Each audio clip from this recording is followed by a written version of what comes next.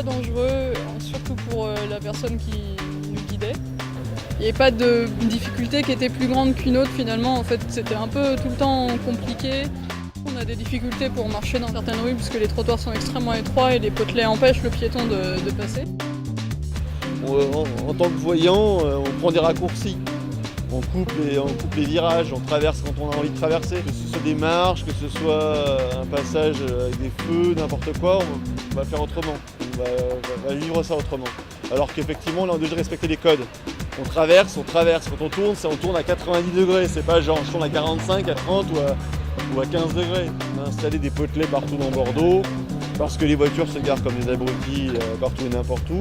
Mais c'est aussi l'éducation et les changements de comportement qu'on doit adopter parce que ça a un impact extrêmement négatif sur une personne dès qu'elle a un handicap, c'est évident.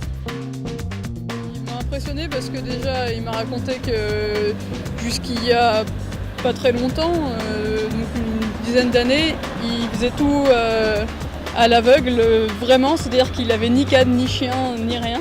Il est assez relaxé par rapport à la situation qu'il vit, alors que nous, on était plutôt stressés pour lui. Je peux pas dire qu'on a l'impression qu'il y voit, parce que là, c'est vraiment son chien qui lui sert de référent. Par contre, on est allé dans un moment dans une impasse, et on lui a demandé s'il arrivait à se représenter l'espace, et effectivement, il a su qu'il y avait des arbres, il a su par quoi on était plus ou moins entouré, et il nous a surtout raconté que pour lui, c'est... Bon, le son, on le sait tous, mais surtout les odeurs aussi qui lui permettent de se repérer. Il avait l'air de bien vivre son handicap. Et je sais pas si je le vivrai aussi bien.